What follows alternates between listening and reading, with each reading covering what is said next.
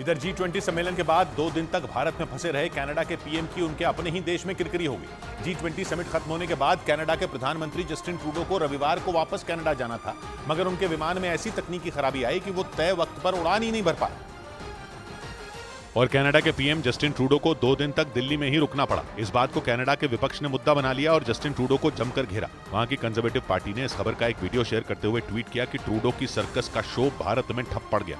Justin Trudeau के विरोधी और कंजर्वेटिव पार्टी के नेता पियर पोलिएव ने भी उन्हें आड़े हाथ लिया और सोशल मीडिया प्लेटफॉर्म एक्स पर लिखा कि ट्रूडो को भी उड़ानों की वैसी ही देरी का सामना करना पड़ा जिससे कनाडा के आम लोग दो चार होते हैं। कनाडा के प्रधानमंत्री जस्टिन ट्रूडो शुक्रवार को G20 समिट में शामिल होने के लिए दिल्ली आए थे। सम्मेलन खत्म होने के बाद उन्हें रविवार को कनाडा लौटना था, मगर उनका विमान खराब हो गया, जिसकी वजह से वो 2 दिन तक दिल्ली में ही फंसे रहे और दोपहर में जाकर उनका विमान उड़ान भर पाया। जबकि कनाडा के प्रधानमंत्री जिस एयरबस 310-300 विमान से सफर करते हैं, कभी उसे उड़ता ताजमहल कहा जाता था, मगर अब वो विमान कबाड़ बनता जा रहा है क्योंकि उस एयरबस 310-300 विमान को सर्विस में 34 साल बीत चुके हैं और अब उसमें बार बार दिक्कतें आ रही हैं। 2016 में जब कनाडा के पीएम बेल्जियम जा रहे थे, तब भी उनके इस हवाई जहाज में खराबी आ गई थी। इस वजह से उन्हें टेक ऑफ करने के आधे घंटे बाद ही कनाडा की राजधानी लौटना पड़ा था। 2018 में भी जस्टिन ट्रूडो के इसी एयरबेस 310-300 प्लेन से भारत आते वक्त परेशानी आई थी, जबकि कनाडा के प्रधानमंत्री की सवारी एयरबस 310-300 प्लेन को 1990 के दशक में तब के विपक्ष के एक नेता ने उड़ता ताजमहल नाम दिया था,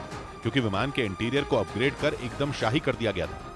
इस बीच भारत में हुई G20 बैठक के सफल आयोजन से लंदन में बैठे पाकिस्तान के पूर्व प्रधानमंत्री नवाज शरीफ झुंझला उठे। उन्होंने दावा किया कि अगर 2017 में उन्हें सत्ता से बेदखल न किया गया होता तो पाकिस्तान भी G20 का सदस्य देश बन जाता। और उन्होंने ये तक दावा कर दिया कि अगर उनकी नीतियों पर अमल किया जाता तो इस बार का G20 सम्मेलन भारत के बजाय पाकिस्तान में होता। 2017 का तसल्सल रहता ना तो ये G20 पाकिस्तान में होता। इस दौरान उन्होंने भारत में हुई G20 बैठक पर भी अपनी झुंझलाहट दिखाई। ऐसा इसलिए क्योंकि इस बैठक में दुनिया के तमाम देश थे, लेकिन पाकिस्तान का जिक्र किसी ने नहीं किया। जिसके बाद नवाज शरीफ बौखला गए और उन्होंने इसका ठीकरा इमरान खान पर फोड़ दिया। उन्होंने आरोप लगाया कि सत्ता में आने के बाद उनकी सरकार की कई योजनाएं इमरान खान ने बंद करवा दी, जिसकी वजह से पाकिस्तान G20 का सदस्य बनने से चूक गया।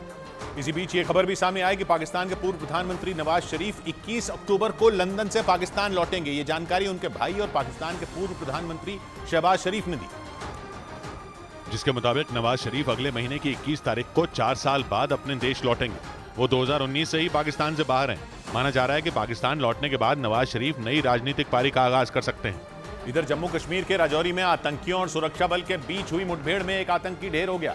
हालांकि इस मुठभेड़ के दौरान सुरक्षा बल के एक जवान भी शहीद होने की खबर आई, जबकि कुछ पुलिस वालों के भी घायल होने की खबर है। सेना के सूत्रों के मुताबिक कुछ आतंकियों के छिपे होने की सूचना के बाद सुरक्षा बल ने तलाशी अभियान शुरू किया था, लेकिन जैसे ही सेना के जवान आतंकियों के करीब पहुंचे, आतंकियों ने फायरिंग शुरू कर दी।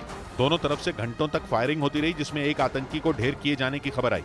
मुठभेड़ वाली जगह के पास से सुरक्षा बल को आतंकियों का कुछ सामान भी मिला। माना जा रहा है कि आतंकियों को राजौरी के ही कुछ लोगों की मदद मिल रही थी।